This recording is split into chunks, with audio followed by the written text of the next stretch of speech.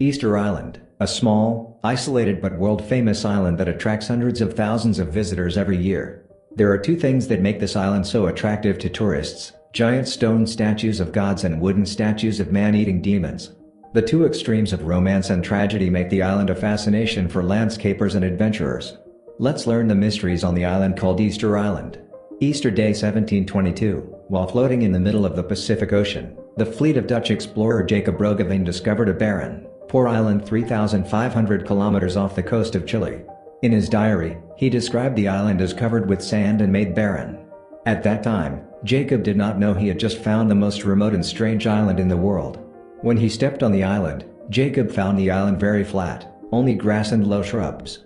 Here he came into contact with the Aborigines, who were still in the Stone Age. There are about 3,000 people struggling to live on the island.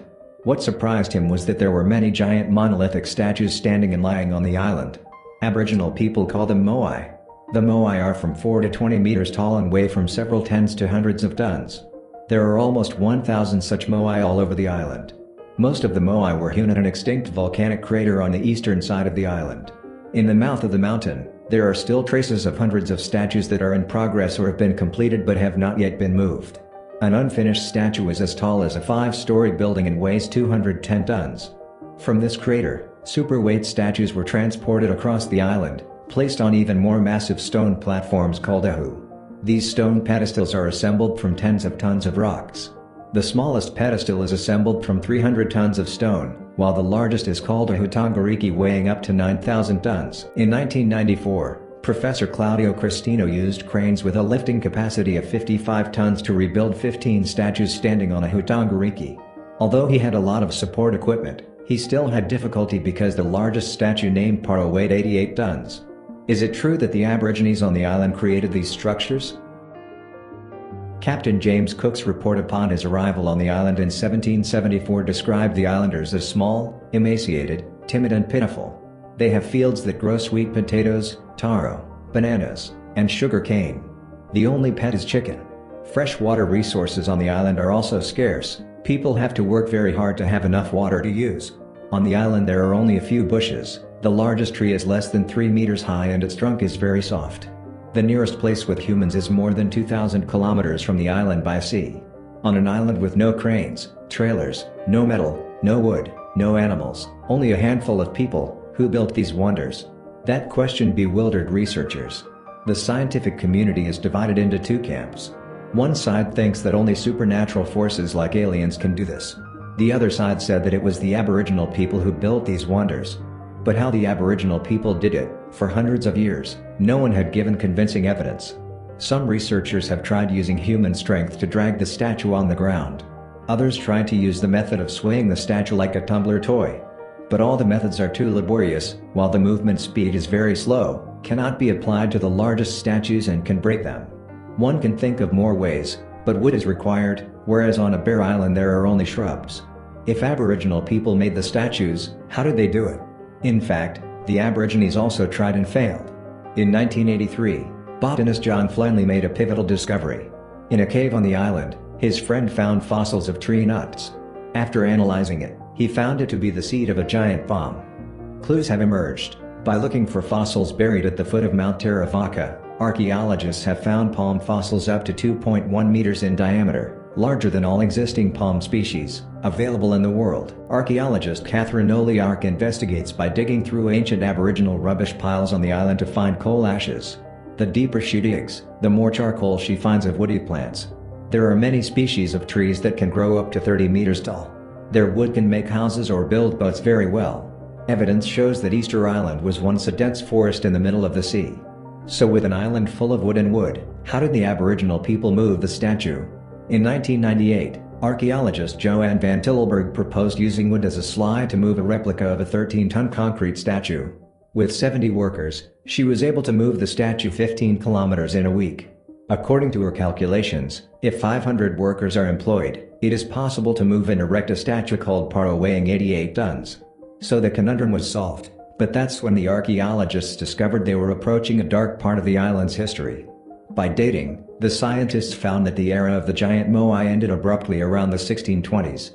And from there the islanders started making tiny wooden Moai, depicting people white eyes, haggard face, bare teeth, protruding ribs and spine. It's Moai Kava Kava, the man-eating demon. Perhaps nowhere is the cannibalism so dense as in Easter Island folklore. The next question is, why did the Aboriginal people stop building giant stone statues praising the nobles and switch to making wooden statues of man-eating demons? The answer can be found in scientific calculations. Professor Joanne Van Tilburg's husband is an architect who specializes in cranes and elevators. After careful calculations, he realized that it took people on the island 300 years of hard work to create these works. Each project requires dozens of carvers and hundreds of transport workers, working for months or even years. The islanders will have to secure food to feed and pay for the hard workers, compensation for injured workers, and grand parties to inaugurate the new statue. More food means more hunting, deforestation for more farmland.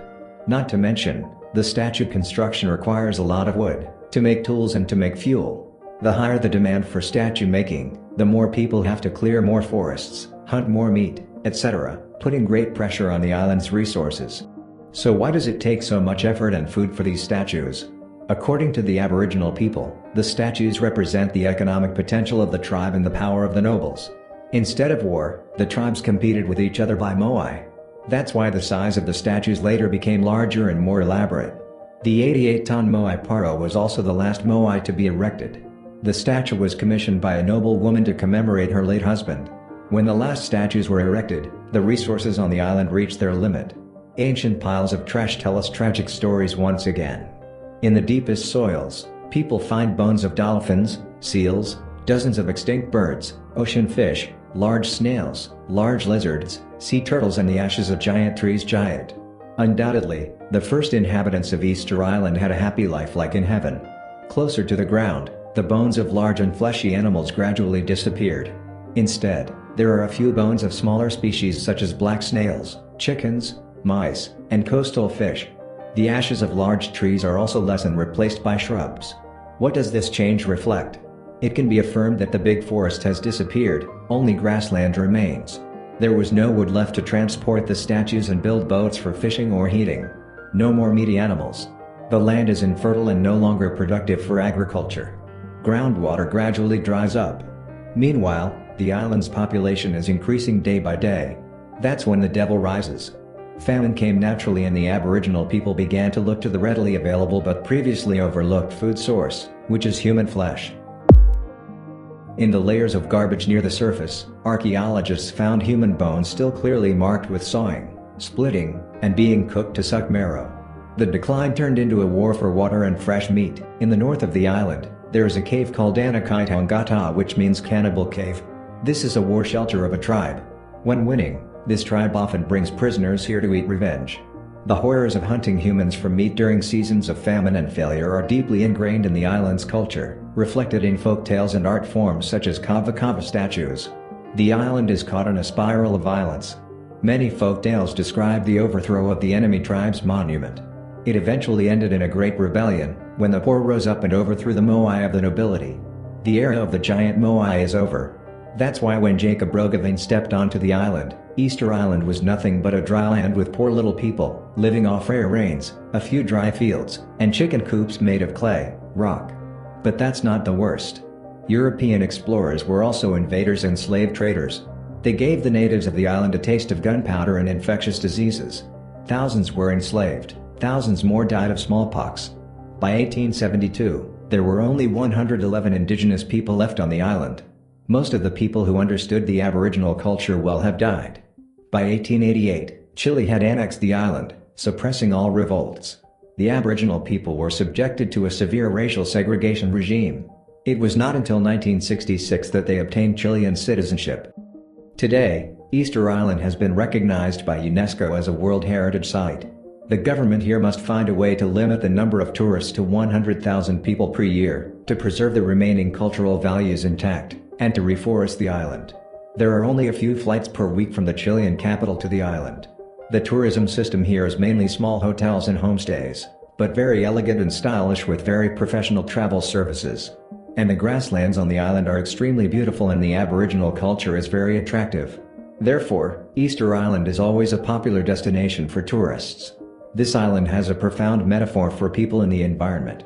Aboriginal people have only one place to live, which is their island. Humans also have only one place to live, which is the Earth. The final question many scientists still debate is, when the last tree was cut down, what did the islanders think? And you, what do you think about this question? Please leave your comments. Don't forget to subscribe to our channel, press the bell button and share this clip to everyone to protect our living environment.